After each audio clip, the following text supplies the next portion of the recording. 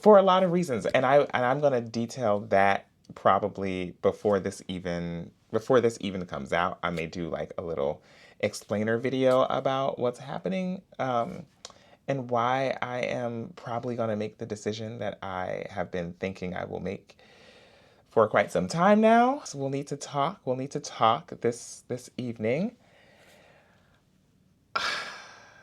Okay, this is. We have to go log in. I'll be right back.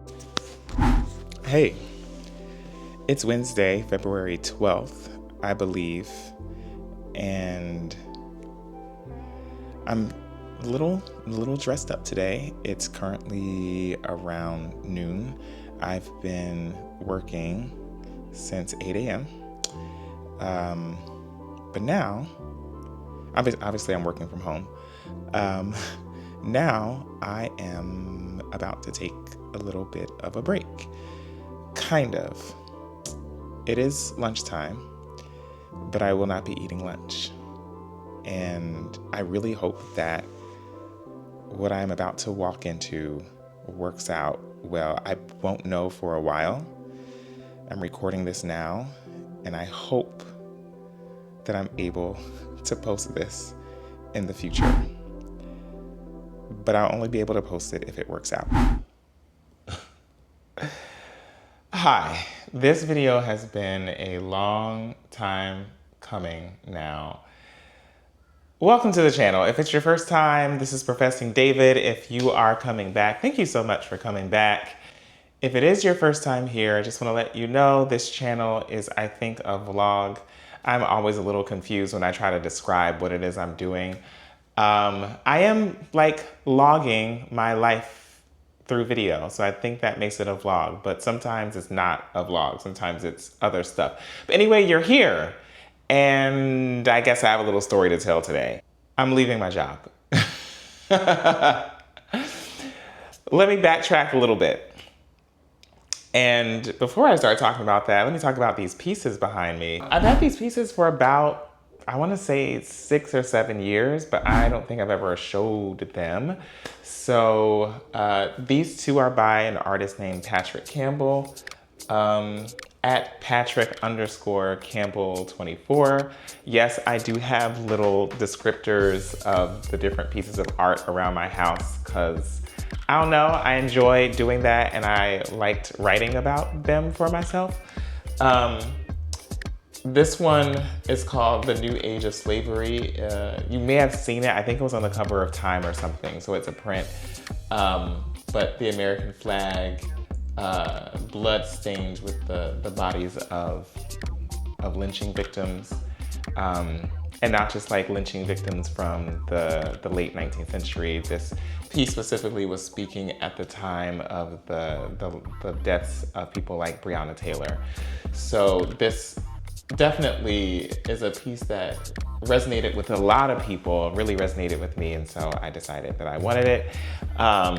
This one, after I found out who Patrick Campbell was and looked at some of his other pieces, this one stood out to me, and it's called Power. And as you can see, it's a fist rising out of the blood. And this one is actually by an artist named Joseph McKinney, at Joseph the Dreamer is the handle, but it's Joseph the, and then there's a 3 Dreamer. So maybe Joseph the 3rd Dreamer, I don't know, but you can find them. And I'll try to, put the tags on the video. But this piece is called Black Matter, and the kind of tagline he gave it was, "They seek to kill what they do not understand." Check out these artists, they're amazing. Find their websites, purchase their stuff, support their work. Joseph, we don't know each other, but he's actually very nice because he let me use this piece as a cover for one of my course syllabi. And all I had to do was ask him. So I'm very grateful for that. Okay, so let's jump into what I'm here to talk about, which is I'm leaving my job. Actually, I'm gonna try to post this video on August 6th, which is my resignation date. It is my last day at the University of South Florida. And before I go any further, I should say, All of the opinions in this video represent my own opinions. They are not reflective of my employer's thoughts, opinions, or or positions, whatever. Those words. So yeah, let's talk about what's been going on and why I'm leaving. So I have been working at the University of South Florida since 2017. I started as an assistant professor straight out of my PhD program in the School of Interdisciplinary Global Studies. And let me just say outright that I had an amazing experience with my colleagues in my department. They were supportive, they were protective of my time as a junior scholar, they were great and proactive mentors. Outside of work, they were pleasant and sociable and all the things. Like, these people are extended family at this point, and I absolutely adore and love them. So I really enjoyed, my first 6 years. I've been at USF for 8, so my first six years, even my 7th year, enjoyed them. But the 7th year is when things started to take a turn. So I'm going to talk about the turn in a second, but first let me just start off by saying my approach. So I've been an educator since 2009, after I finished my bachelor's degree here. I taught high school history for 3 years up in New Jersey before I went on to grad school to get my PhD. And I should also note that I was not a history undergraduate major. I was a religious studies undergraduate major. And I also did a certificate in African American Studies, and I also did a certificate in 6 through 12 social studies education. So I earned my teaching certification while I was finishing my bachelor's degree, and came out of college and started teaching. And really grateful that I admitted to myself that teaching was something that I enjoyed the idea of doing for so long. This is the thing, because I'm gonna cut myself off. So much of my path has been a matter of me ignoring what people say isn't possible, or what people say is a bad idea. So you hear it all the time, and this is true, because my starting salary as a high school teacher was, I think, $43,000. Teaching public school didn't pay well. I was also coming out of college during the Great Recession, and getting paid was just like a good thing at all. So I came out of college and taught high school, and I was trained by amazing instructors in educational psychology and in pedagogy. And so I'm a trained teacher, and I've been doing it for a while now, but someone who is trained to teach, and to teach in a way that will help heal the world, to heal society of its ills. Because our society has a lot of sicknesses in it, and we need to be able to diagnose those things. And that requires a great deal of critical thinking, self-reflection, critical reflection of the society that we're in. And so this is my approach to teaching. What do I want any student to get out of an experience with me in the classroom? The sense that they are empowered to think critically about the world, their circumstances, their placement in it, and what we can do to help heal it. And that is my guiding principle. And unfortunately, as we transition to talking about why I'm leaving this job, that's becoming increasingly difficult here in the state of Florida in public education. Now, the backstory. None of this has to do with my department. None of it even has to do with my college leadership. I have had positive experiences and relationships across the board. I cannot say a negative thing about any of these people, and I wouldn't want to. All of this has to do with what is happening at the state level and what's happening above the level of the college. So, Back during the pandemic, a bunch of conservatives corralled together with Chris Rufo and his gang of people and developed this plan to take over higher education in the state of Florida as a grounds on which to build a program that would spread across the country. We all heard the news about what happened in New College. Insert clip here. Trustee members got an earful during the public comment session. But ahead of the meeting, several students and faculty members gave speeches about why diversity, equity, and inclusion is important to them. We have witnessed harrowing incursions on academic freedom. More than 200 people crowded the center of New College campus to voice their opinion about the direction of the school. This as the school's new conservative leaders forge ahead with their plans. To see all these legislative attacks directed at not just New College, but the whole state university system is terrifying. This is exactly what fascism does. The government comes in and dictates what you can and can't teach academically. I felt like I needed to speak up for my younger version of myself. I also have nieces and nephews that are in Florida and going to school here, so this is going to impact them. School leaders say they want to make it less left-leaning, but critics say they're targeting the school for being a safe space for queer students. What they're trying to push is that DEI is dividing people. I think at the end of the day, it's just listening and being a part of the conversation, which the conversation hasn't always been open and accessible for most people. At the meeting, Cochran briefly laid out his vision for the school, highlighting student and faculty recruitment and fundraising for capital projects. But students say the current approach is cause for concern. That is a major concern, and that's also why we're losing a lot of faculty and staff. There's not a future here for them if this is the way things are headed.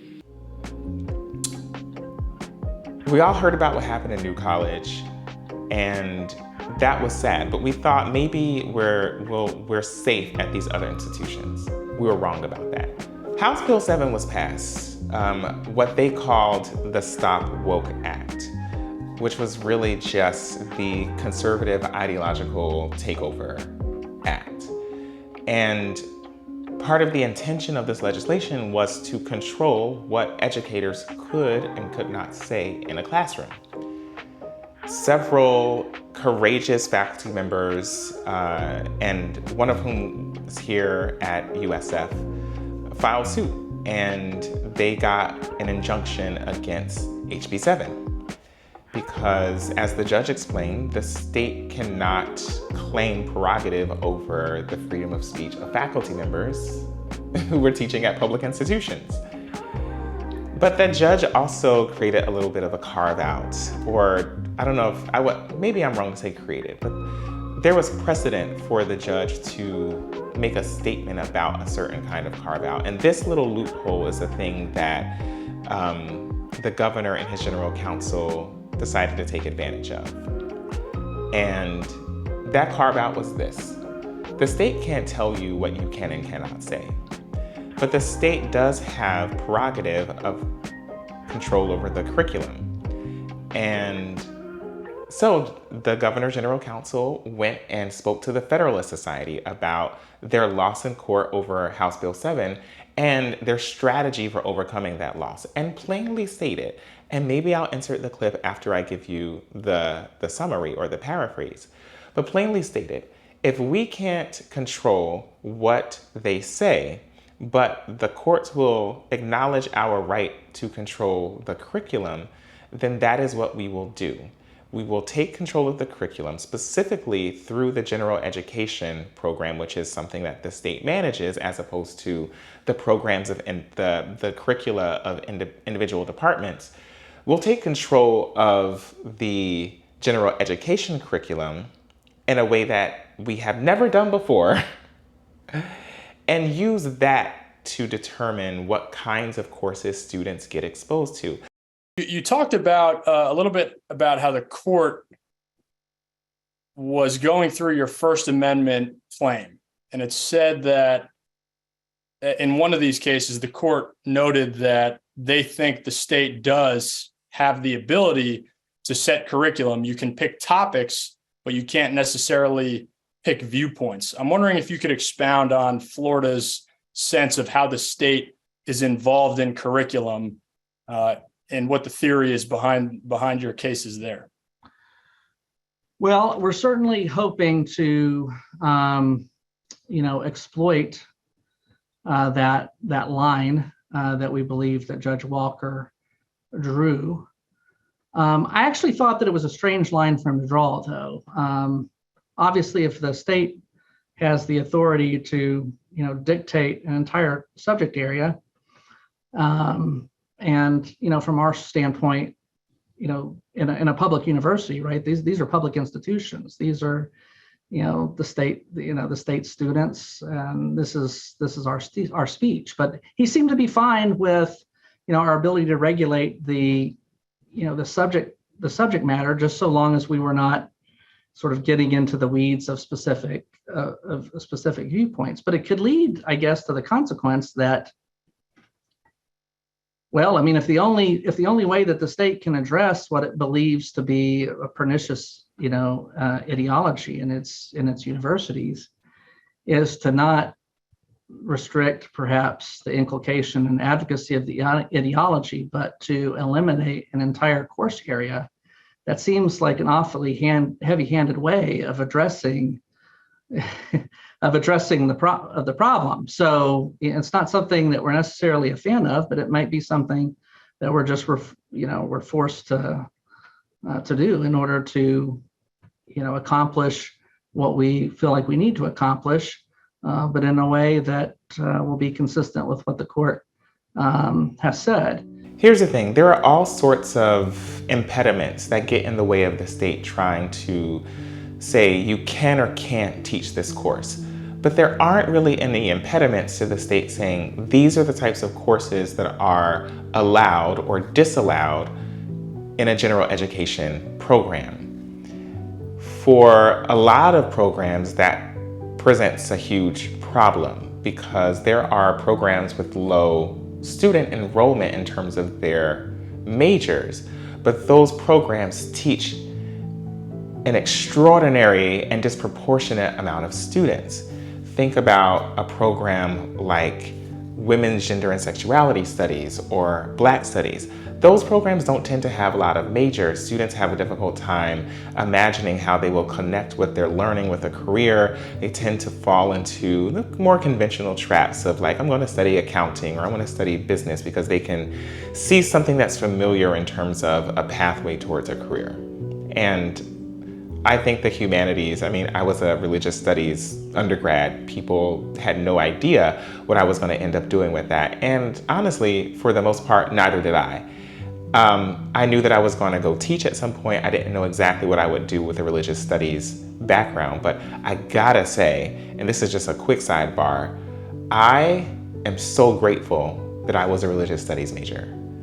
It challenged me in ways that I don't know that another program could have. It also interested me in ways that I don't think other programs could have.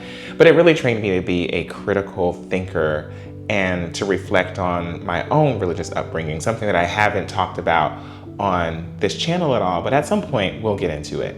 But let me just move away from that digression for now and say that the state took over the general education program.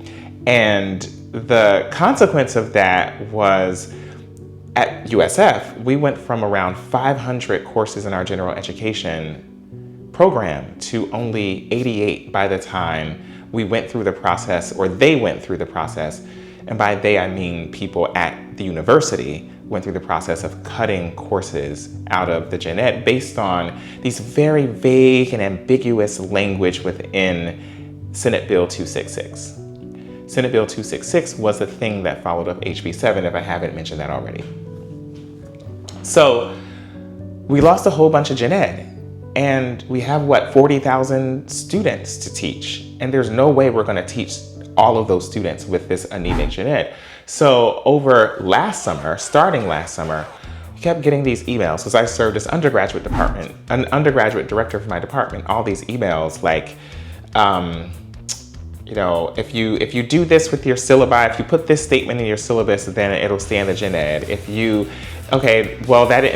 Turns out you did all that work for nothing. Now you have to do this thing, and then we'll make sure that your courses are in the gen ed. So we did a whole bunch of stuff.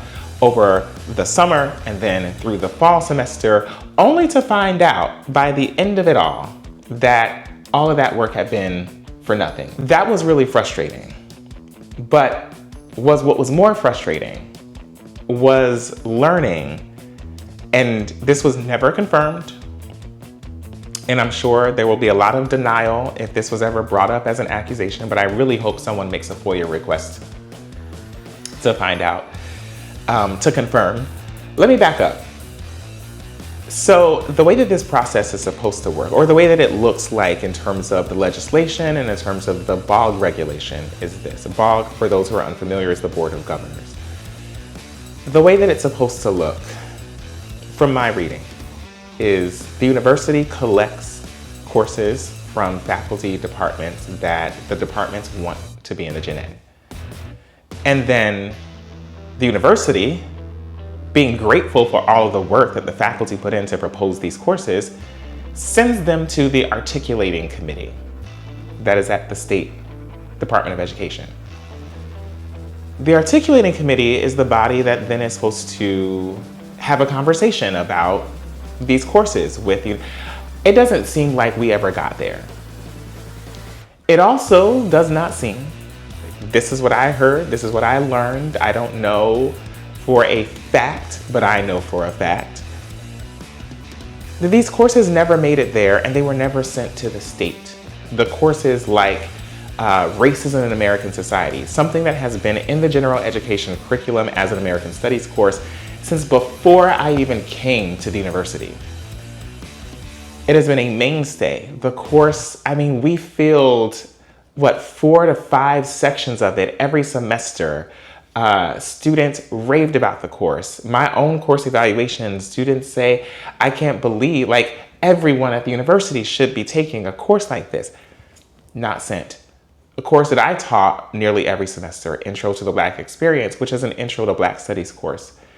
I get rave reviews for that course, and it's been a vital component of the general education program since, again, before I came to USF. It's also a really, really critical entry point. It's one of the few opportunities that Africana Studies would get to recruit students as majors or minors. Never made it to the state. The reason why not making it to the state is frustrating for me, it's frustrating for so many of us who have put in all of this work, is that the legislation, well, to be specific, the BOG regulation says that if the state rejects a course for the general education, the state has to give a reason why. And that would have been a crucial piece of evidence for whatever decisions were being made. Are these courses being denied because they don't meet the statutory requirements, or are they being denied because they don't meet the ideological requirements of the governor and his ilk? Without having the courses sent to the state, we have no legal claim to ask for an explanation. By the way, the state doesn't have an explanation because they weren't given the courses to review. And that is incredibly frustrating. To know that the courses never made it out of the university. Where did they go? That's the question. And I have my speculations, which I believe are absolutely true.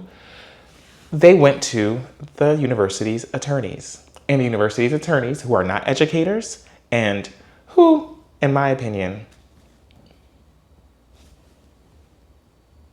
you can interpret that however you want, they should be the arbiters determining what is the curriculum at the university.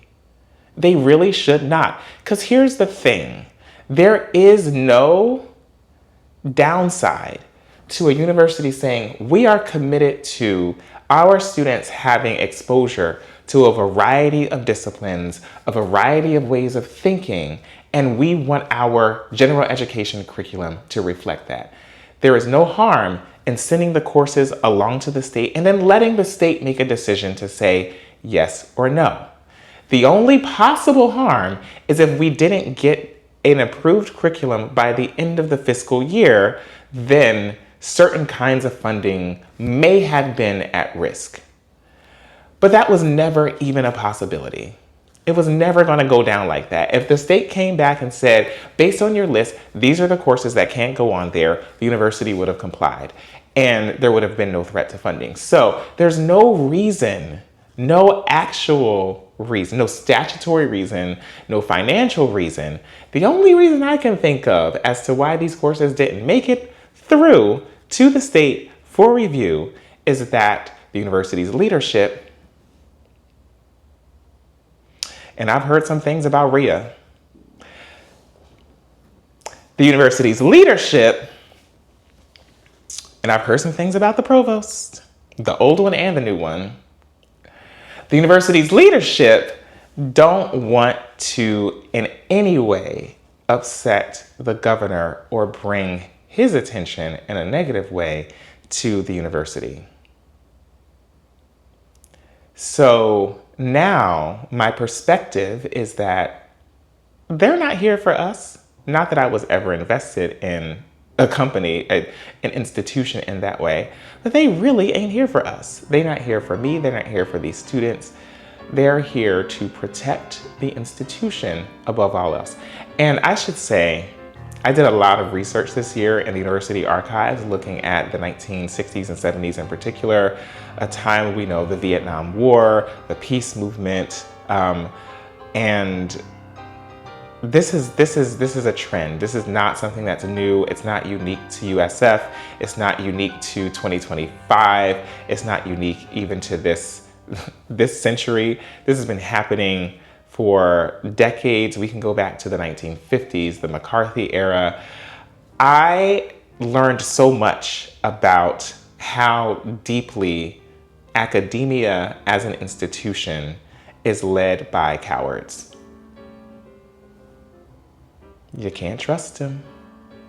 Anyway, that was incredibly frustrating for me, and all of this went down over last summer through the fall.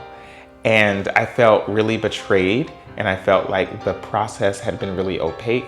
And I also was physically, mentally, and emotionally exhausted. Get somebody else to do it. Well, it is what it is.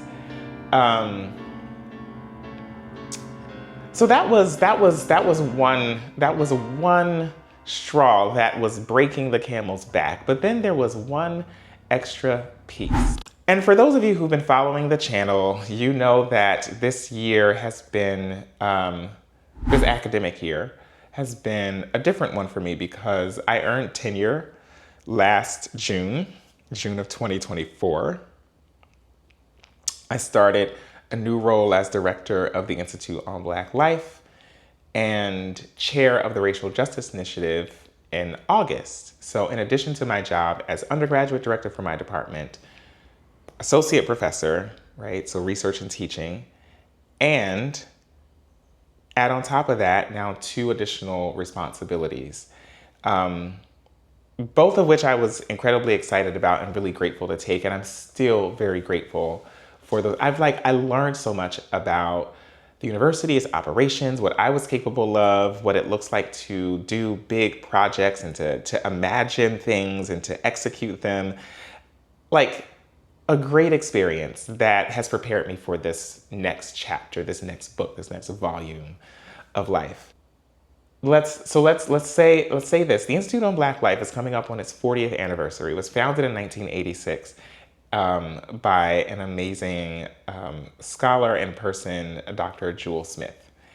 And the Institute has been, the Institute is funded in part by people who donate to it, but for the most part, it's been funded by what are called ENG funds. And that's state money. The Institute is a research institute. It's meant to produce research and support faculty and community members in building bridges to do community-based research. It makes sense for a state to invest in that kind of institute. Now, the Racial Justice Initiative is completely privately funded. That works through what's called USF Foundation. Foundation is its own kind of entity within the broader university structure that deals specifically with foundation money, not state money. This money was donated by a woman who has now passed away, but who had a vision for something at USF that could continue doing the work of racial justice in the wake of all of what she recognized was the destructiveness of the DeSantis administration. Against the destructiveness of this moment that we're in, this moment that is being led by people like Ron DeSantis and Chris Rufo, and the kind of nonsense you hear from people like Candace Owens. She wanted there to be some material support for doing good work here in the Tampa Bay area. And because she had connections to the university, she thought the university would be a good steward of this donation. And RJI has done really, really good work. First under the first term chair, who is a great friend of mine, the wonderful, I don't even know if I should say her name, but you know who you are.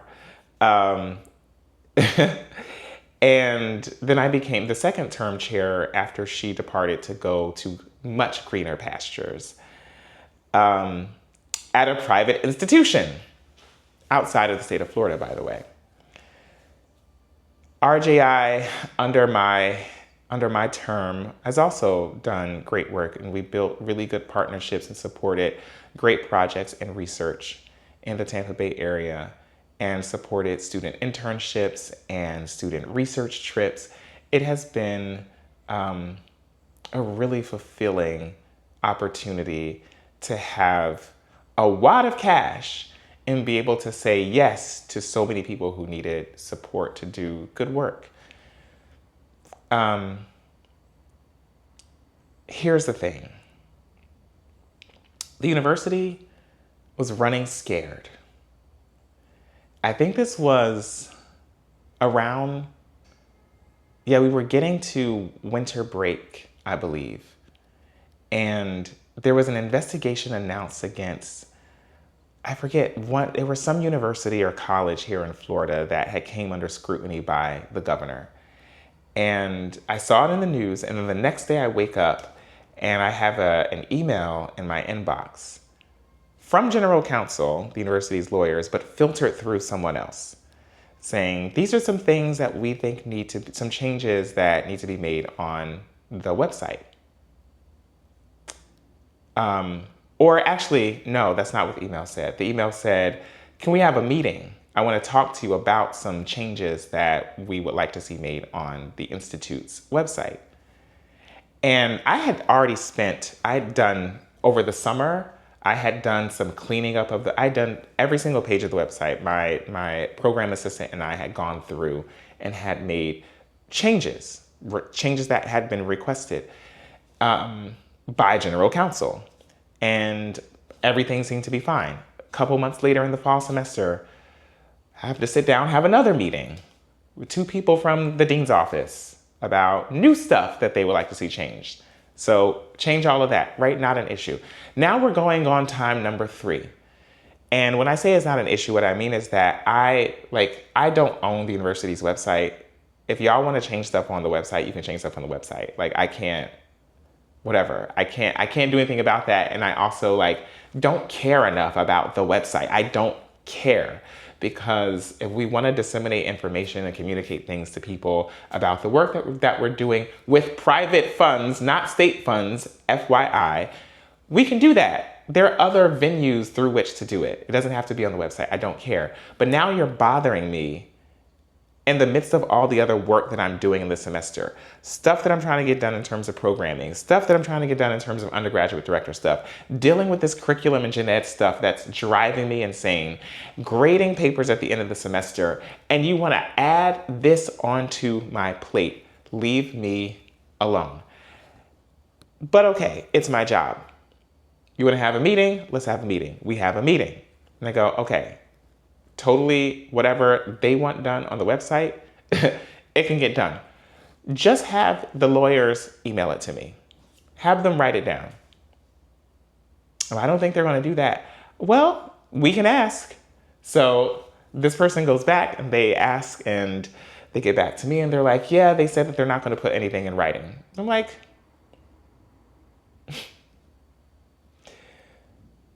then I'm not doing anything. Because if it's not in writing, where's the directive coming from? Who's giving the instruction? And what's going to happen if I don't do it? I need to speak to the person that you are talking to, because I'm not playing this back and forth game, and I am done wasting my time editing the website over and over again because y'all are running with your tails between your legs because you saw somebody else got investigated because they had a word somebody didn't like on their website, and now you want to make sure that you take out all the words from ours. Like, I'm sorry, but the fact of the matter is that there is such a thing as structural racism. And if you want to try to change the language to still describe structural racism without saying structural racism, that's your prerogative because it's your website. But put it in writing. Because by this point, if you think about what I'm thinking in my head, at this point, I've learned that the university has betrayed us as faculty by not sending our general education proposals to the state to be reviewed. And because that process had been opaque, and because there was no paper trail for us to see who was making the decisions, I literally sat in meetings and was like, who made this decision? And the people in the meeting were like, well, it's above my pay grade. I didn't make the decision. I wasn't involved in these decisions. I don't know who it was. So by this point, I'm like, I'm done. Like, put it in writing or I'm not doing it. So I'm talking to, this person who is the person that the person that the lawyers are communicating through. I don't want to put her name in this. I don't want to put that person's name in this. I don't want to throw them under the bus. They were really great to work with.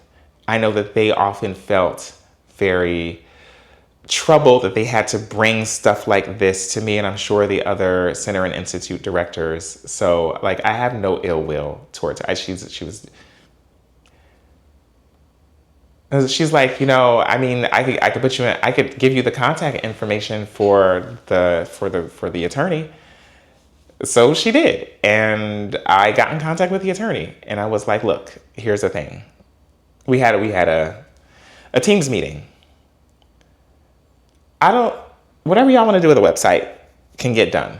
Just put it in writing. What's the issue? You're saying it to me.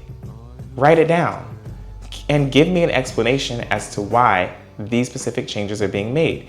Because if you can explain to me why these changes are being requested, then I can go ahead and be proactive and purge everything else and fix it so that you're not coming back to me in 2 months disturbing my workday with this stuff again. That's what I'm trying to avoid. I'm trying to avoid that. And I also want it to be documented who is asking me to do the thing, because I am not consenting to this. I am not consenting to this. So anyway, she's like, well, I'm not putting anything in writing. Well then, if y'all want to change the website, you do it, because I'm not doing it. You can probably tell, I kept it cute, I kept it professional, but she pushed my buttons. And the specific button she pushed is she tried to play me. She tried to play good cop, bad cop with me. First came the good cop. Well, David, we're on the same team here, and I just want to make sure that, you all get everything that you need and deserve and blah, blah, blah. It's like, ma'am, we are not on the same team. We work at the same job. We work at the same university, but we have two very different jobs. And I told her, I'm here as an educator. Your job is to protect the institution. That's not my job. My job is not to protect the university. That's your job. Your job is not to be an educator. That's my job. Sometimes our two jobs conflict with each other. This is one of those moments. We are not on the same team. In addition to all of that, you get paid a hell of a lot more money than I do. So we are definitely not even on the same bracket. This is my statement to her. At which point now she turns to bad cop. It's like, well, if you don't want to make these changes, and whatever her thing was, right? So then I try to explain to her the structure of IBL versus RJI. IBL being this entity that has been around for 40 years and relies on some state funding. RJI, which is underneath IBL, but which is a completely different fund and a completely different kind of entity and is privately funded. So, like, whatever you want to do with the IBL website, do it. That's the state's, that's USF's, that is the institution's prerogative. Actually, before I said all of that, her thing was, well, if these changes aren't made, then, your funding is going to get taken away. Okay. IBL has already lost its state funding. I hope I'm not exposing any secrets here, because it ain't a secret. The state, she's like, we're going to be concerned. Well, then I'll have to look into your funding. I was like, you can look into it. Here's what you're going to find is that RJI is privately funded. And then the bad cop comes out. Now she's trying to scare me. Now she's trying to threaten me. And I said explicitly to her, it sounds like you're trying to threaten me. She's like, oh, I'm not threatening you. I'm just telling you what I have to do. So here she goes. Well, I'm going to have to, peel back all the layers and basically be a forensic accountant. Peel back all the layers and look at how you're funded, and even the private funds might be at risk because they're doing racial justice work, and there's new legislation that blah, blah, blah. And I was like, girl, you can't play me. You can't play me and say that there's new legislation. Where? When? There is no new legislation. The legislation we got is SB 266, and I know that thing back and forth because all of the work I've been doing with Jeanette. I can almost quote the statute to you verbatim. There is no new legislation that governs how private funds can be used in regards to, like, the fact that they are private was the whole point. So she's like, well, I'm just telling you that I'm gonna have to peel back layers. Ma'am, I'm telling you that I don't care. You can peel back as many layers as you want. I am not going to be threatened into changing this website that isn't even my website to control. The university can do, again, whatever it wants to do with this website. I am not going to be threatened into giving you my consent and changing this website until you put it in writing. Because I want it to be very clear. I want the record to show that I didn't consent to this, that it was a directive. Put it in writing. Because what y'all have been doing is not putting stuff in writing and sending down directives from on high, and then we find out that all the work that we've been doing has been for nothing. I'm not repeating this pattern again. Not now.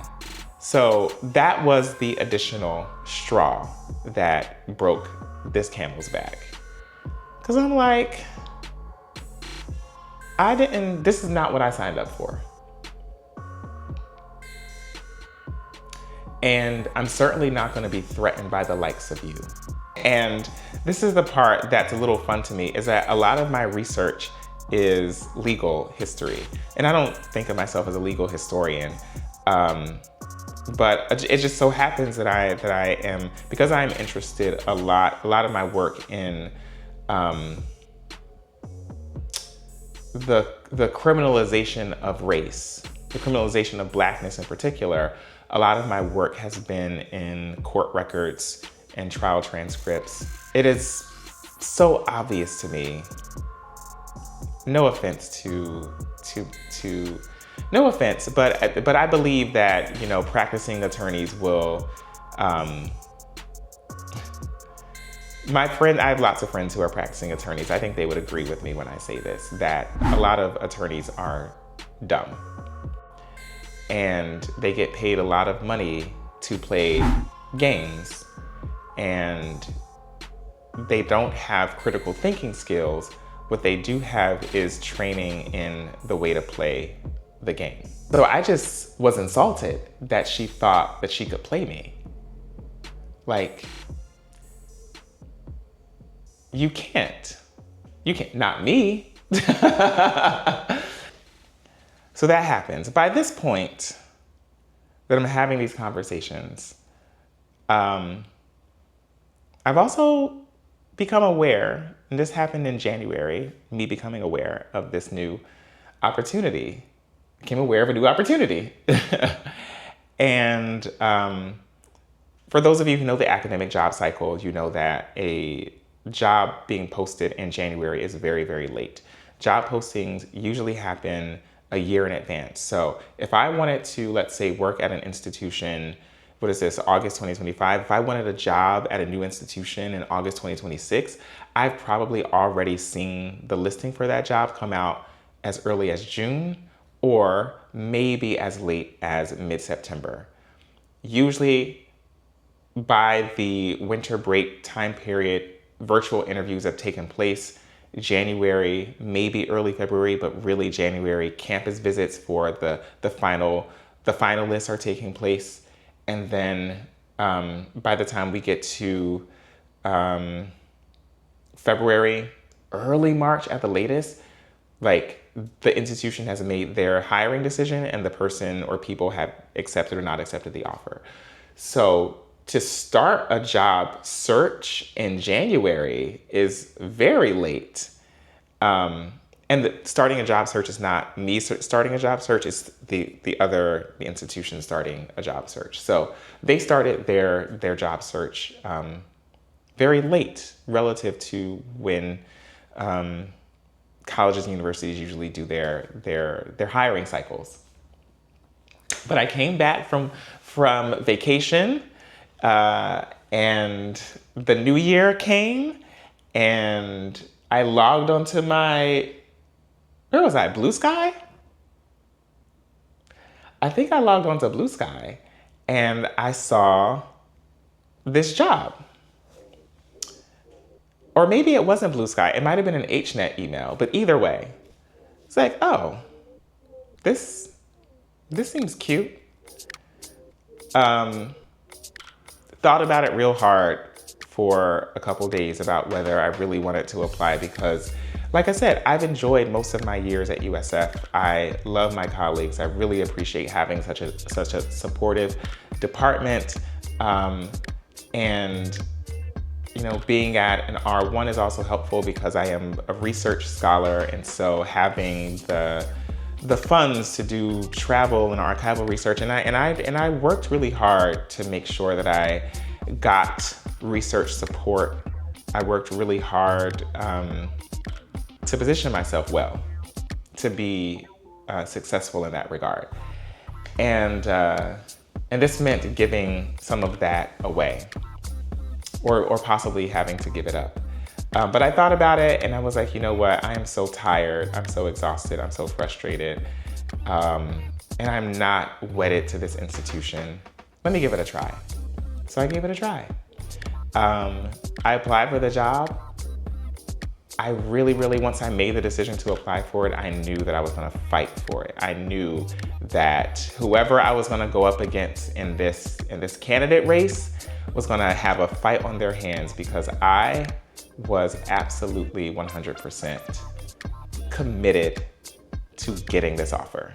While I am ending this volume in my career, I'm starting a volume somewhere else. And I'm really looking forward to being there, to building relationships, to being creative. So, if you've made it here to the end, I will just now rip it off and say that I'm starting a new journey. I will still be here in Florida, but a new journey. I had been there. Someone had reached out to me from a really wonderful, high-ranked college,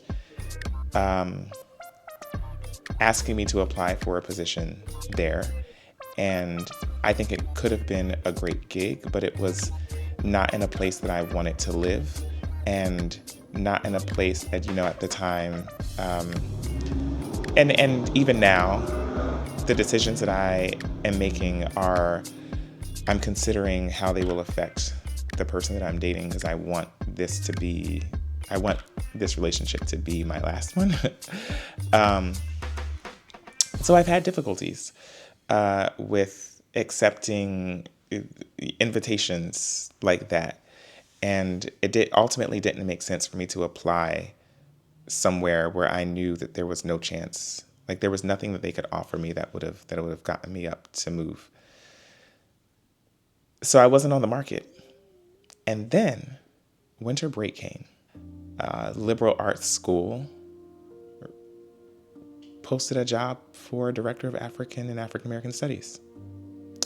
And I read the job description. I sat on it for 24 hours. It felt good. It felt good for a number of reasons.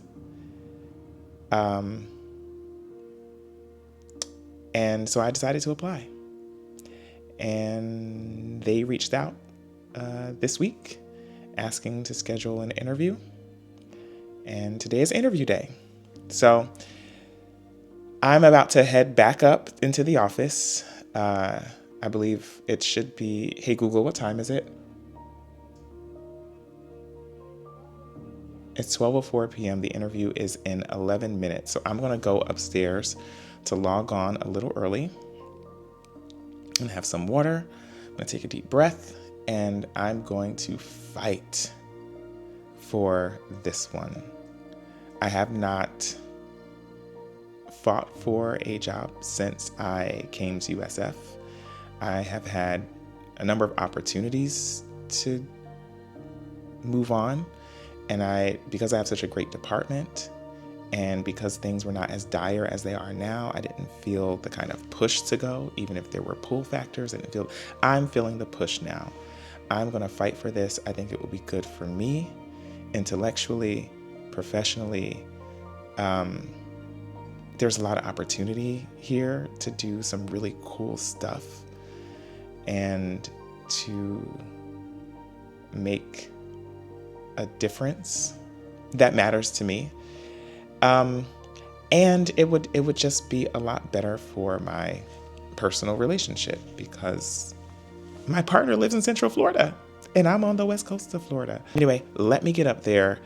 Wish me luck. I mean, by the time this comes out, if this comes out, that means I got the job.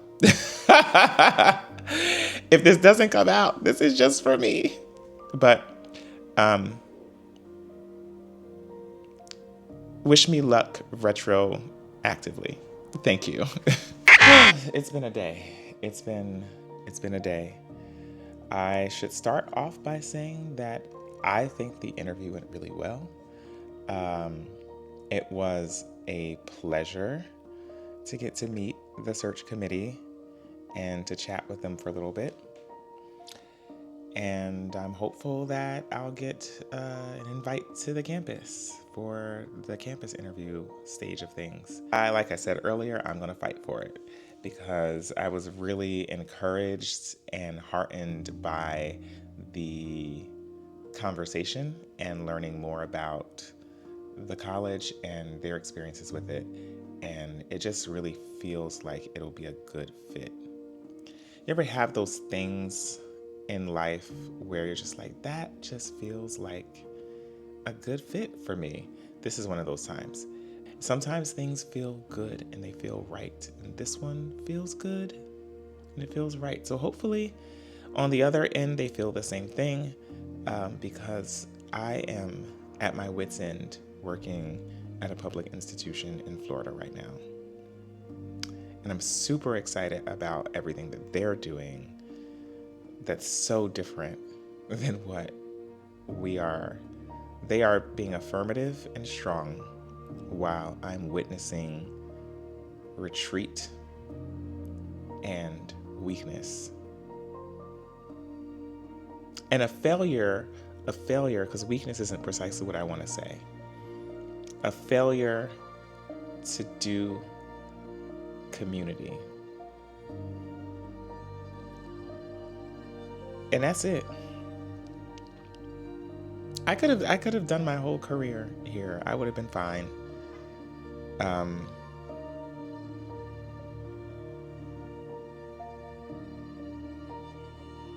But they're pushing,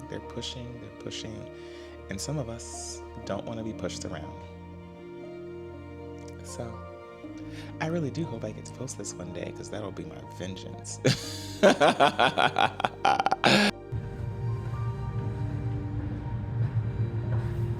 Hey, this is a very, very, very, very quick message. It's 7:55. I'm headed downstairs to meet with the members of the search committee, I believe, for breakfast. They should be down there. We're supposed to head to breakfast at 8 o'clock. So it's a chilly day in Florida, a morning anyway. It's 60 degrees outside, and my jacket is in the car, which is in LA, which is annoying. So I think I gotta go like this. But it's supposed to get up to 80 degrees later today. My mind is everywhere right now. I am incredibly stressed for a number of reasons, some of which have nothing to do with this interview today, some of it which does have to do, I don't even know if that sentence makes sense. Some of it has to do with the interview, but some of it has nothing to do with it. There's just a lot going on right now in everything. So I'll check in later. I really don't have the time, but we'll chat soon. Goodness, it's 5:12. I've already worked past my work day. So I really need to stop. So let me just take a look at what I have on my list for tomorrow. But also, I have an email here.